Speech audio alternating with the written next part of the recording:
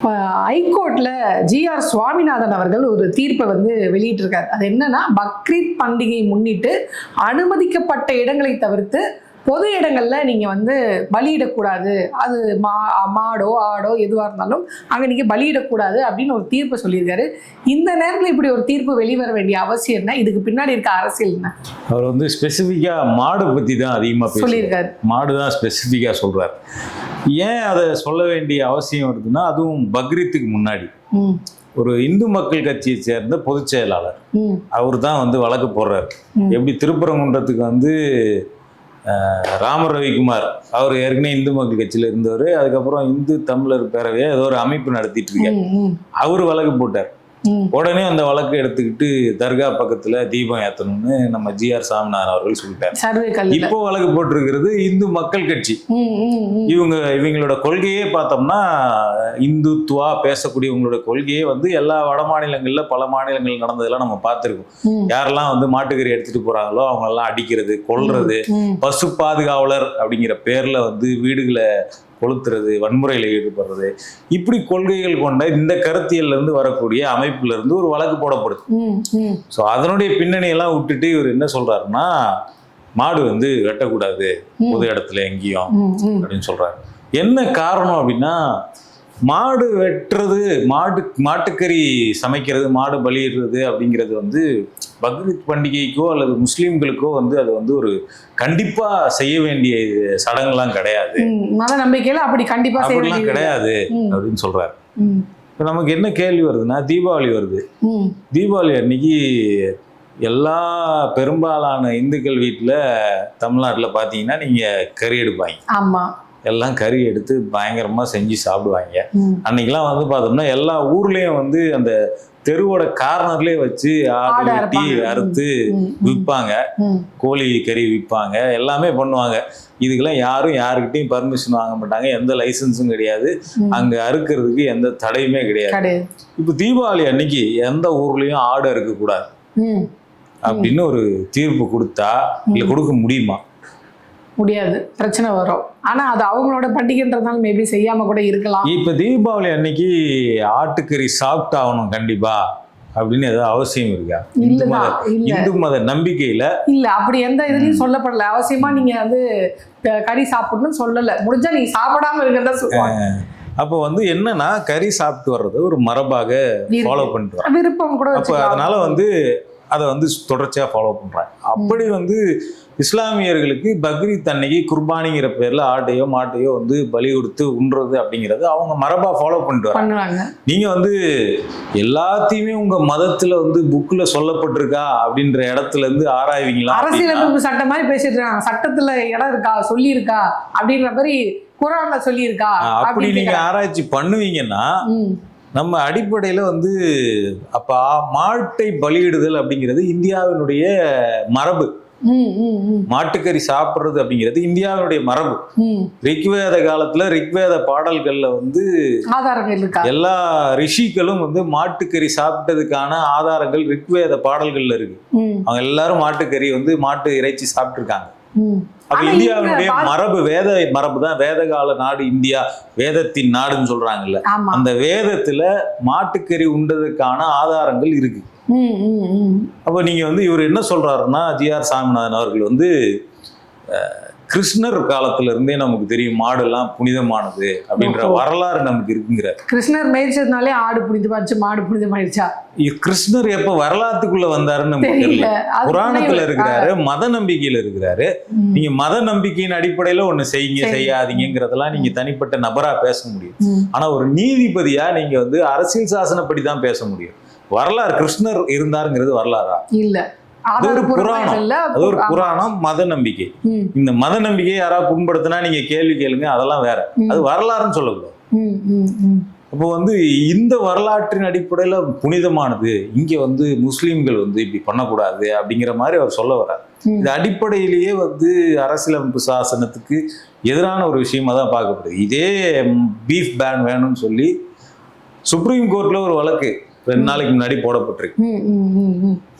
நாளன்னைக்கு பக்ரீத் வருது, இன்னைக்கு வந்து வழக்கு போடுறேன்னு சொல்லிட்டு அந்த வழக்கை டிஸ்மிஸ் பண்ணியிருக்காங்க. சுப்ரீம் கோர்ட்டே டிஸ்மிஸ் பண்ண உடனே ஹைகோர்ட் வந்து செய்யுதுன்ற. சுப்ரீம் கோர்ட் டிஸ்மிஸ் பண்ணது, இங்கே உட்காந்துட்டு ஹைகோர்ட்ல வந்து நான் சுப்ரீம் கோர்ட்டை விட பெரிய ஆள் அப்படிங்கிற மாதிரி தான் ஜி.ஆர். சாமிநாதன் இந்த தீர்ப்பை கொடுத்துருக்குறாரு. அவர் வந்து அதான் அவசியம், கண்டிப்பா நீங்க சாப்பிடணுமா.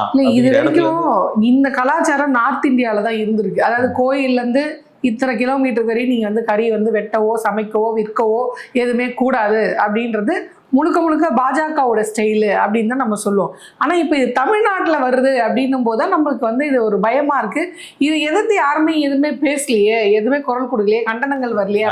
எதிர்த்து பேசலைங்கிறதுலாம் ரெண்டாவது, இதில் நம்ம முக்கியமா இன்னொரு தரப்பை கேள்வி கேட்க வேண்டியிருக்கு. ஆமா, திருப்பரங்குன்றம் இஷ்யூ வந்தது. திருப்பரங்குன்றம் இஷ்யூல வந்து ஜி.ஆர். சாமிநாதன் தீர்ப்பு வந்து அந்த ராம ரவிக்குமாருக்கு ஆதரவா தீர்ப்பு கொடுத்தப்ப விமர்சனம், இங்க பெரிய லெவல்ல வைக்கப்பட்ட விமர்சனம் என்னன்னா, அரசு தரப்பு வழக்கறிஞர் சரியா வாதாடல, அதனாலதான் இந்த தீர்ப்பு வந்திருக்கு. சரிங்களா? அப்ப இப்ப வந்து மாடு வெட்டக்கூடாது அப்படின்னு சொன்னக்கூடிய தீர்ப்புக்கு நம்ம யாரை கை காட்டலாம்? அரசு தரப்பு வழக்கறிஞர் தான் கை காட்டணும். சரியான தீர்ப்பு வரல, அதுக்காக அவர்தான். அரசை நோக்கியும் அரசு தரப்பு வழக்கறிஞரை நோக்கியும் நம்ம கேள்வி கேட்க வேண்டிய அவசியம் இருக்கு. நீங்க ஒழுங்கா வாதாடினீங்கன்னா இந்த தீர்ப்பு வருமா? இல்ல, ரெண்டாவது அப்ப என்ன சொன்னாங்கன்னா, இது திமுகவும் பாஜகவும் சேர்ந்து பண்ற சதி நாடகம் அப்படின்னாங்க. இப்ப யாரும் சேர்ந்து பண்ற நாடகத்தின் ஒழுங்கா இப்படி ஒரு தீர்ப்பு வந்திருக்கு. நீங்க யாரோட சேர்ந்துக்கிட்டு ஒழுங்கா வாதாடாம விட்டீங்க, ஃபேவரா இப்படி வந்திருக்கு. இதெல்லாம் நம்மளால கேட்க முடியும். ஏன்னா நீங்க வந்து சிறுபான்மையினரின் பாதுகாவலர் நாங்க தான் சொல்றீங்க. திமுக எல்லாம் ஒண்ணுமே பண்ணல, கடந்த ஆட்சியாளர்கள் யாரும் எதுவும் பண்ணல, நாங்க தான் சிறுபான்மையினருடைய பாதுகாவலர்னு சொன்னீங்க. எல்லா மதத்தின் நம்பிக்கையும் நாங்க ஏத்துக்கிறோம்னு சொல்லிட்டு கோயிலுக்கு போனீங்க, சர்ச்சுக்கு போனீங்க, மசூதிக்கு போனீங்க, எல்லாம் பண்ணீங்க. இன்னைக்கு வந்து இப்படி ஒரு விஷயம் வந்திருக்கு. ஒரு முதலமைச்சராக அல்லது அமைச்சர்களாக யார் வாயை திறந்தது? யாருமே திறக்கலையே, எதுவுமே சொல்லலையே. இப்போ உங்க கூட்டணியிலேயே ஒருத்தருக்கு வந்து நீங்க இஸ்லாமிய அந்த முஸ்லீம் கட்சிக்கு IUML-க்கு அமைச்சராக வாய்ப்பு கொடுத்துருக்கீங்க. ஆனா இதெல்லாம் பண்ணிட்டு இப்படி ஒரு அடிப்படை பிராக்டிஸுக்கு எதிரான, ஒரு மத நம்பிக்கைக்கு எதிரான ஒரு விஷயம், பக்ரீத்தினுடைய அடிப்படைக்கு எதிராக ஒரு தீர்ப்பு வந்திருக்குது. இந்த தீர்ப்பு குறித்து ஒரு கருத்து உங்களுக்கு இருக்கணும்ல. நாங்க மேல்முறையீடு பண்ண போறோம், இதை நடைமுறைப்படுத்த விட மாட்டோம். ஹைகோர்ட் தீர்ப்பு அப்படிங்கிறது இறுதி கிடையாது. ஏற்கனவே அதுக்கு நமக்கு திருப்பரங்குன்ற எக்ஸாம்பிள் இருக்கு. அந்த தீர்ப்பு நடைமுறைப்படுத்தல, வந்த உடனே தீபம் ஏற்றணும்னு சொல்லும் போது அதை நடைமுறைப்படுத்த முடியாதுன்னு சொல்லிட்டு அதுல தவறுகள் இருக்கு, நாங்க மேல்முறையீடு போனோம்னு சொன்னாங்க. அதை கூட நீங்க சொல்லல, நாங்க இப்போதைக்கு இதை நடைமுறைப்படுத்த முடியாது, நாங்க மேல்முறையீடு போறோம் சொல்லி சிம்பிளா முடிச்சிருக்கலாமே. இல்ல, அதான் நீங்க சொன்ன மாதிரி IUML இதுக்கு வாயை திறக்கலையே, அதுதான் வருத்தத்துக்குரிய விஷயமா இருக்கு. நீங்க அந்த கூட்டணி கட்சிக்கு போனீங்க, ஓகே, அவங்க சாரார் மாதிரியே பேச ஆரம்பிச்சிட்டாங்க, ஓகே. ஆனா எந்த நோக்கத்துக்காக நீங்க அந்த கட்சிக்கு போனீங்க? இப்போ வன்னியாஸ் அவர்களே இருக்கட்டுமே, இப்போ அங்க அவர் எந்த இதுக்காக போனாரு? தலித்துகளுடைய உரிமைக்காக நான் இந்த நலத்துறை அமைச்சரா இங்க உட்கார்றேன், அப்போ எங்களுக்கான ஒரு காலம் இது அப்படின்னு சொல்றாங்க.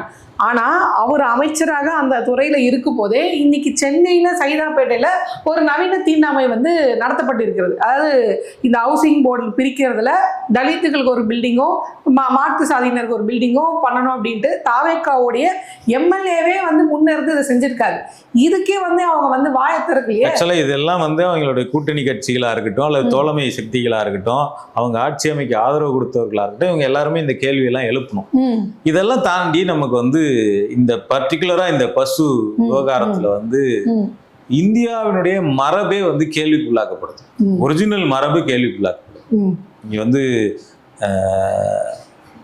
பட்டியலின மக்கள் மாட்டுக்கறி சாப்பிடுறவங்க, பழங்குடியின மக்கள் மாட்டுக்கறி சாப்பிட்றவங்க இருக்கிறாங்க, பிற்படுத்தப்பட்ட மக்கள்ல எக்கச்சக்க பேர் மாட்டுக்கறி சாப்பிட்றவங்க இருக்கிறாங்க. இன்னொன்னு, இந்தியாவினுடைய ஊட்டச்சத்து பற்றாக்குறைக்கு மாட்டுக்கறி அப்படிங்கிறது மிக முக்கியமான தீர்வு. மாட்டுக்கறியில இருக்கிற அளவுக்கான ஊட்டச்சத்து அப்படிங்கிறது மற்ற எந்த மீட்லயுமே கிடையாது. அதுவும் கம்பேரிட்டிவ்லி வந்து ஓரளவுக்கு குறைவான விலையில கிடைக்கக்கூடிய அதீதமான சத்து.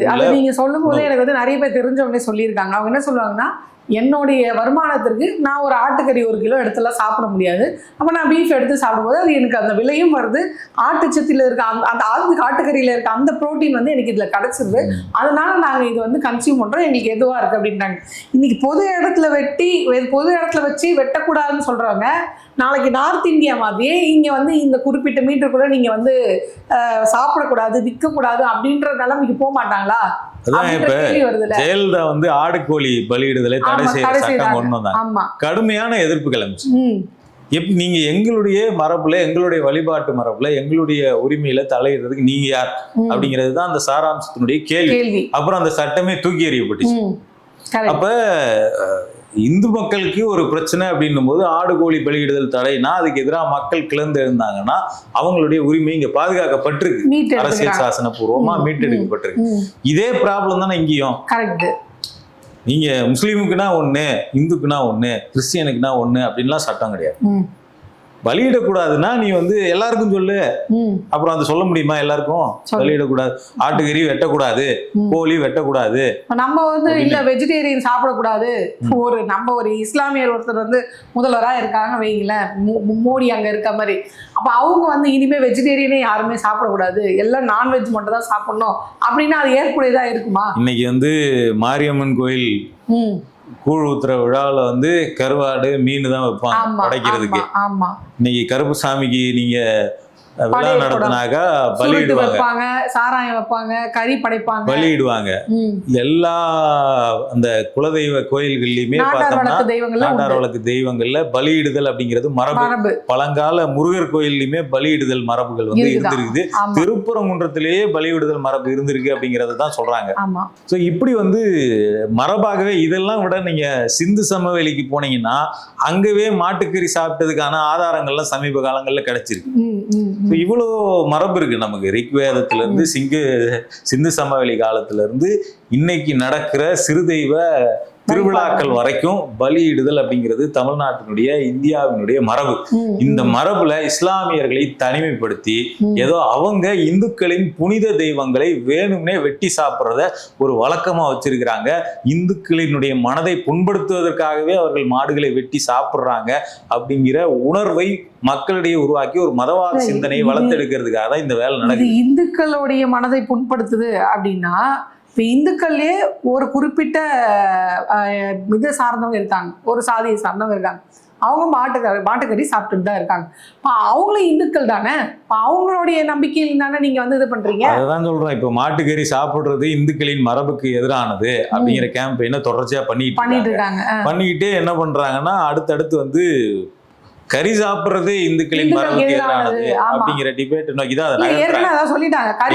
உண்மையான இந்துக்கள் இல்ல. திருப்பரங்குன்றத்துல மாடு வெட்டல, ஆடுதான் பலியிடுறாங்க. அங்க இருக்கக்கூடிய தர்காவில் கொண்டு போய் ஆடு பலியிட்டு அங்கேயே படைச்சு, அங்கேயே சமைச்சு, அங்கேயே படையல் போடுறாங்க எல்லாருக்கும். அங்க போய் இந்துக்களும் சேர்ந்து தான் சாப்பிடுறாங்க. ஆனா அதையே வந்து மலையோட புனிதத்தையே கெடுக்கிறாங்க. கோயில் கீழே இருக்கு, தர்கா மேல இருக்கு. 1000 அடிக்கு மேல கொண்டு போயிட்டு வச்சு ஆட்டை வெட்டி அங்க சமைச்சு சோறு போட்டா கீழே இருக்க கோயிலுடைய புனிதம் கெட்டுடுச்சு, மலையோட புனிதம் கெட்டுடுச்சுன்னு கிளப்பி விடுறாங்க. அப்ப இதெல்லாம் என்னன்னா, நீங்க மாடு அப்படிங்கிறது வந்து அவங்க வந்து ஒரு சிம்பலா வச்சிருக்காங்க. பசு பாதுகாப்புங்கிறதெல்லாம் இந்தியாவினுடைய புனிதம், அதனுடைய சிம்பல் மாடு அப்படின்னு ஒண்ணு வச்சுட்டு அதுல இருந்து என்ன பண்றாங்கன்னா அடுத்தடுத்து இன்னைக்கு ஆடு வரைக்கும் வந்துட்டாங்க, அடுத்து கோழி, அடுத்து நான்வெஜ்ஜே இருக்கக்கூடாது. இப்படி பல மாநிலங்கள்ல வந்து நீங்க போனீங்கன்னா ஏதாவது ஒரு ஃபேமஸான கோயில் இருந்ததுன்னா அந்த ஊர்ல எங்கேயுமே நான்வெஜ் கிடைக்காது. இந்த மாதிரி அவலம்லாம் இங்க இருக்குது. இப்ப மாடு சாப்பிடுறது அப்படின்றது இந்து மதத்துக்கு எதிரானது, அது புனிதம். மாடு அப்படின்றது, பசு அப்படின்றது கோமாதா அப்படின்லாம் சொல்றாங்க. ஆனா பாஜகவை சார்ந்த, பாஜகவுக்கு நிதி கொடுக்கக்கூடிய பல கம்பெனிகள் வந்து மாட்டுக்கறி எக்ஸ்போர்ட் பண்றாங்க, தோலை எக்ஸ்போர்ட் பண்றாங்கன்றாங்க. அப்ப புனிதம் கெட்டு போகுது. சமீபத்துல சம்பந்தமான ஒரு முக்கியமான ரிப்போர்ட் வந்துச்சு. கிட்டத்தட்ட 30 கோடி பாஜகவுக்கு டொனேட் பண்ணிருக்குது ஒரு மாட்டுக்கறி எக்ஸ்போர்ட் பண்ணக்கூடிய நிறுவனம். அதே மாதிரி வந்து இந்தியாவிலே, உலகத்திலேயே அதிகமா மாட்டுக்கறி ஏற்றுமதி செய்யக்கூடிய 2வது பெரிய நாடு இந்தியா. பிரேசிலுக்கு அடுத்து இந்தியாவில தான் அதிகமான மாட்டுக்கறி வந்து வெட்டி இங்க எக்ஸ்போர்ட் பண்ணிட்டு இருக்காங்க. அப்ப என்னன்னா வெளிநாடுகள்ல இருக்கிறவங்க நல்ல மீட்டு, இந்தியாவில இருந்து போகக்கூடிய மாடுகளினுடைய நல்ல மீட்டு சாப்பிட்டு அவங்களுடைய ஆரோக்கியம் பாதுகாக்கப்படும். ஆனா உள்நாட்டுல இருக்கக்கூடிய இந்திய மக்கள், வரும் ஏழை எளிய வறிய மக்கள், அவங்க யாரும் மாட்டுக்கறி சாப்பிடக்கூடாது. நீங்க எப்படின்னா நாசமா போங்க. எங்களுக்கு பிரச்சனை மாட்டை கொல்றது கிடையாது, மாட்டை கொண்டு நீ வெளிநாட்டுக்கு ஏத்திக்கோ, ஆமா, இங்க உள்ளூர்ல இருக்கவன் சாப்பிடக்கூடாது. வெளிநாட்டுக்கு போனா புனிதம் கெடாது, உள்நாட்டா இருக்கும் சாப்பிட்டா புனிதம் கெட்டு போகும் அப்படின்னு ஒரு வர்க்கத்துக்கு ஏற்ற மாதிரி அந்த புனிதத்தை இவங்க பிரிச்சு வச்சிருக்காங்க அப்படின்னு தான் புரிஞ்சுக்க வேண்டியதா இருக்கு. அதே மாதிரி இந்த மாட்டுக்கறி எக்ஸ்போர்ட் பண்ற பல கம்பெனிகளை நடத்துறவங்க இந்துக்கள். ஸோ அந்த எக்ஸ்போர்ட்டுக்கு எதிராக இது வரைக்கும் பாஜகவோ இல்ல இந்துத்துவ அமைப்புகள்ல யாரோ இந்த பசு பாதுகாவலர்னு சொல்லக்கூடிய யாரோ வந்து இந்த எக்ஸ்போர்ட் கம்பெனிக்கு எதிராக இது வரைக்கும் ஏதாவது போராட்டம் நடத்திருக்காங்கன்னா ஒண்ணும் கிடையாது. இந்த இஸ்லாமியர் ஒருத்தர் இல்ல எக்ஸ்போர்ட்டை தடை பண்ணணும்னு ஏதாவது போராட்டம் நடத்திருக்காங்க? அதுதான் கேட்கிறேன். இப்போ ஒரு இஸ்லாமியர் வந்து இந்த மாடை ஏத்திட்டு போனாரு வண்டியில, அந்த சின்ன யானை மாதிரி ஒரு வண்டியில அவர் ஏத்திட்டு போனாருப்ப அவரை அடிச்சே கொண்டாங்க நார்த் இந்தியால. அந்த கூட்டம் ஏன் இவங்களை வந்து எதிர்க்கல, ஏன் அங்க போய் போராட்டம் பண்ணல? மாடு வந்து எங்களுடைய புனிதமான டொனேஷன் வருது இல்ல, ஓ அப்ப நம்ம மாட்டுக்கறி சாப்பிட்டா டொனேஷன் கொடுக்கணும் பாஜகவுக்கு, அப்பதான் நம்மளாம் இனிமே மாட்டுக்கறி சாப்பிட முடியும். அந்த நிலைமைக்கு நம்மள தள்ளிடுவாங்களோ? அதான் எக்ஸ்போர்ட் பண்றதுல எங்களுக்கு பிரச்சனை இல்லை, உள்நாட்டுக்காரன் சாப்பிட்டுட்டு நல்லா இருந்துடக்கூடாது, சொல்லக்கூடாது. என்ன பொறாமன்னு சொல்றதா என்ன சொல்றதுன்னு தெரியல எனக்கு. அந்த மாதிரி வந்து ஒவ்வொரு இடத்துலையுமே வந்து பெரியது. இப்ப நம்ம பயன்படுத்துற பொருட்கள் எல்லாத்துலயும் மாட்டு தோல் இருக்கு. எங்க இருந்து வருது? இந்த மாட்டுக்கறியில இருந்து இந்தியாவில இருந்து ரொம்ப குவாலிட்டியான தோல் எல்லாம் எக்ஸ்போர்ட் பண்ணிக்கிட்டு இருக்காங்க. இதெல்லாம் நீ பேன் பண்ணணும்னு போராடி பாரு, அவ்வளவுதான். கட்சியே இருக்காது. ஏன்னா உங்க கட்சிக்கு டொனேட் பண்ற மொத்த முதலாளி நிறுத்திடுவோம். அப்ப என்னன்னா இங்க கலாச்சாரம் அப்படிங்கிற பேர்ல இவங்க பர்டிகுலராக இந்த மாட்டை புனிதப்படுத்துவது, மாட்டை தெய்வமாக்கி மாடு சாப்பிட்றதை கிரிமினல் குற்றமாக மாற்றுவது அப்படிங்கிறது திட்டமிட்டு இஸ்லாமியர்களை வந்து தனிமைப்படுத்துறதுக்காக இந்த வேலை நடக்குது. இந்த வேலைக்கு இந்த மாதிரியான நீதிமன்றங்களினுடைய தீர்ப்புகளும் துணை போகுது அப்படிங்கிறது தான் நம்மளை உண்மையிலேயே அச்சுறுத்தக்கூடிய விஷயமா இருக்கு. திருப்பரங்குன்றத்துல ஒரு மிகப்பெரிய பதட்டம் உருவாவதற்கு இதே டி.ஆர். சாமிநாதன் அவர்களுடைய தீர்ப்பு வந்து காரணமா இருந்தது. இன்னைக்கு அது அடுத்த லெவலுக்கு நகர்ந்து பக்ரீத்துக்கு மாடு வெட்ட தடைங்கிற இடத்தை நோக்கி நகர்ந்துகிட்டு இருக்கு. ஸோ இது வந்து ரொம்ப எச்சரிக்கை தரக்கூடிய, அதான் இது வந்து ஒரு தொடக்கமாக வந்து நான் பார்க்கலாமா, அடுத்து அதாவது முன்னோட்டமா நீங்க அடுத்த கட்டத்துக்கு வந்து இது ஒரு முன்னோட்டம். இன்னைக்கு நாங்க புது இடத்துல வெட்டக்கூடாது சொல்லுவோம், நாளைக்கு வெட்டவே கூடாதுன்னு சொல்லுவோம், நாளைக்கு சாப்பிடவே கூடாதுன்னு சொல்லுவோம். இது எப்படி நார்த் இந்தியாவில் இருக்கோ அதே மாதிரி சொல்லுவோம். இதை எதுவுமே எதிர்த்து கேட்காத ஒரு முதலமைச்சர் தமிழ்நாட்டில் இருப்பார். இப்போ உதாரணத்துக்கு திருப்பரங்குன்ற விஷயத்துல மு.க. ஸ்டாலின் அவர்கள் எப்படிலாம் வந்து ஒரு நடவடிக்கை எடுத்தாரு, வி வில் ஃபேஸ் த கான்சிக்யூஷன் சொல்ற அளவுக்கு ஒரு போலீஸ் தரப்புக்கு ஒரு நம்பிக்கை கொடுத்து அந்த விஷயத்தை சரியா ஹேண்டில் பண்ணாங்க. இல்லைன்னா அந்த இடத்துல ஒரு பெரிய மத கலவரமே வந்திருக்கும், 144 தடை உத்தரவுலாம் போட்டு.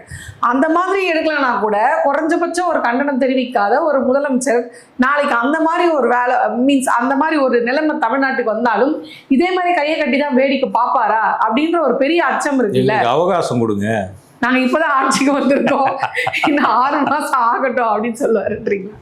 சரி, நிதி நிலைமைக்கு அவகாசம் வேணும், சரி, கிரைம் நடக்குது அவகாசம் வேணும், சரி, ரேப் நடக்குது அவகாசம் வேணும், சரி, ஒரு வழக்கு நடக்குது இதுக்குமா அவகாசம்? கண்டனம் தெரிவிக்கிற கூட என்ன அவகாசம் இல்ல, தெரிவிக்கிறதுக்கு என்ன அவகாசம்? மேல்முறையீடு பண்றதுக்கு என்ன அவகாசம்? அந்த கட்சிக்காரங்க கூட அவகாசம் கேட்க மாட்டாங்க, டிவிக்கே கூட கேட்க மாட்டாங்க. கூட இருக்க கூட்டணிகள், அதுவும் இன்னைக்கு கம்யூனிஸ்ட்ல வந்து ஒரு வார்த்தை விட்டுருக்காங்க, நாங்கள் உங்கள் ஆட்சியை கவிழ்க்க மாட்டோம், உங்களுக்கு அழுத்தம் கொடுக்க மாட்டோம், நீங்கள் இது போன்ற விஷயத்தில் நீங்கள் அவசரப்பட வேண்டாம். எதுக்கு? அதிமுகலேருந்து எம்எல்ஏக்கள் ராஜினாமா பண்ணிட்டு இங்கே வராங்க பார்த்தீங்களா, அதுக்கு நியாயமா இந்த கூட்டணி கட்சிகள் அது விசிகாவோ இல்லை கம்யூனிஸ்டோ எந்த மாதிரி ஒரு ஸ்டேட்மெண்ட் பண்ணோம், நீங்கள் இப்படி ஒரு நடவடிக்கை எடுத்தீங்கன்னா நாங்கள் எங்களுடைய ஆதரவை வாபஸ் வாங்கிப்போம் அப்படின்ற ஸ்டேட்மெண்ட்டை கொடுக்காம உங்களை நாங்கள் ஒன்றும் பண்ண மாட்டோம் தம்பி, பயப்படாதீங்க, ஆனால் இந்த மாதிரி வேலையில் இறங்காதீங்கன்னு பேசுகிறாங்க.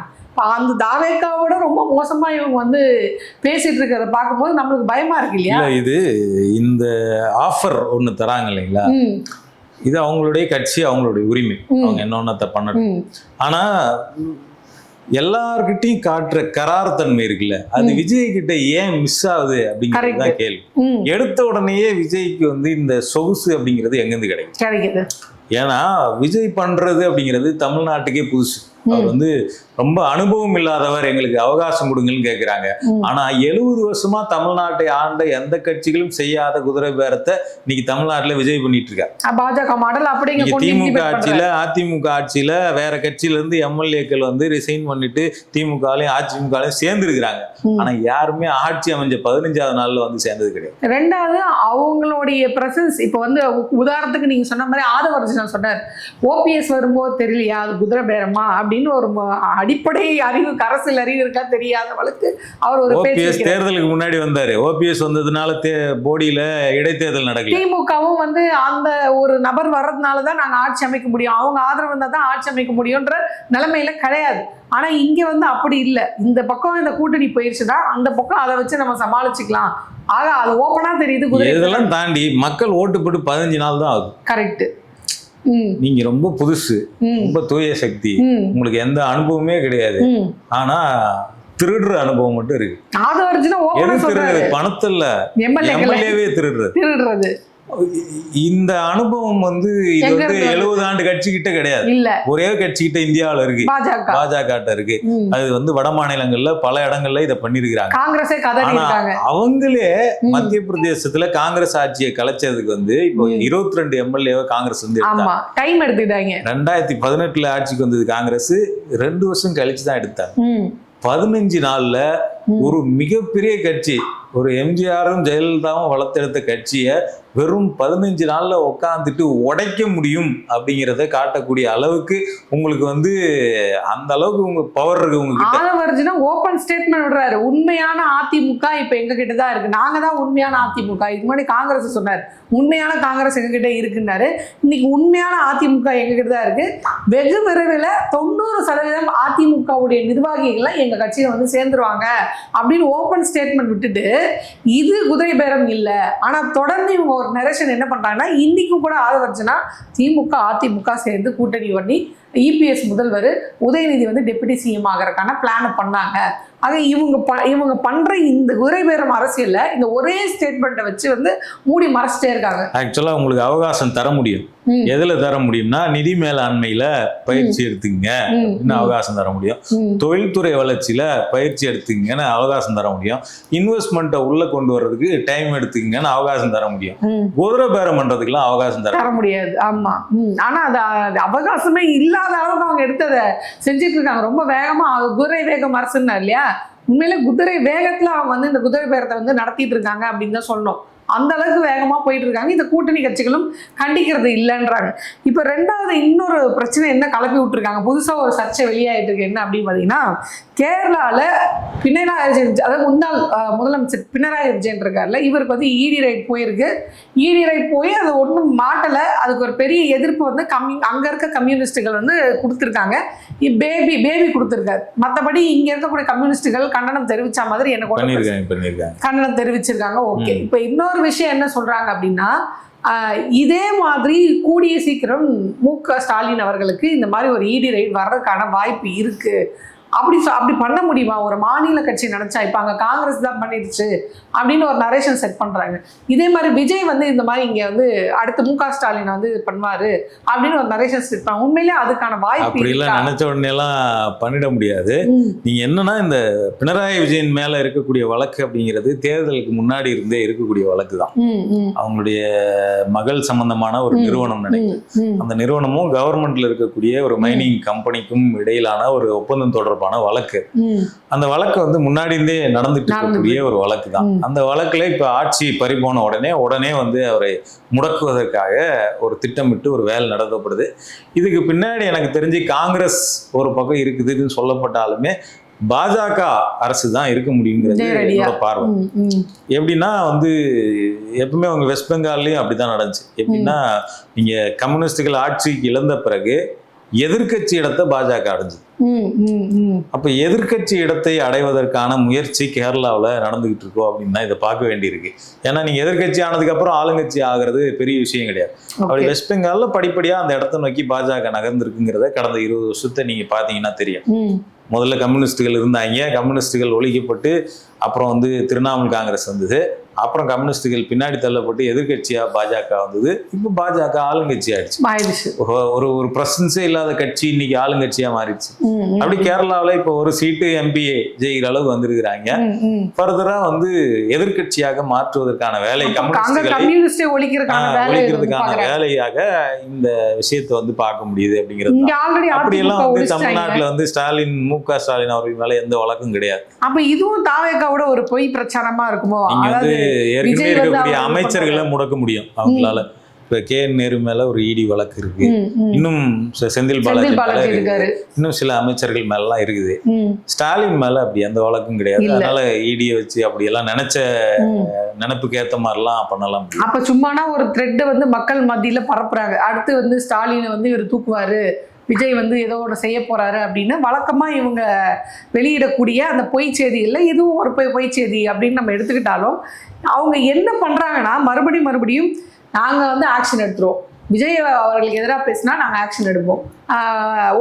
அதாவது ஜெயலலிதா அம்மையார் பீரியட்ல எப்படி இருந்ததோ அவங்களுக்கு எதிராக பேசினா அவங்க மேலே ஆக்ஷன், பாஜக எப்படி இருக்கு அவங்களுக்கு எதிராக பேசினா ஆக்ஷன் அப்படின்ற மாதிரி ஒரு ஜெயலலிதா, அம்மையார் ஜெயலலிதா, பாஜக இந்த ஆட்சியோ ரெண்டுத்தையும் ஒன்று சேர்த்த ஒரு மாடலாக விஜய் அவர்கள் உட்கார்ந்துட்டு இருக்காரோ அப்படின்ற மாதிரி தான் இருக்கு.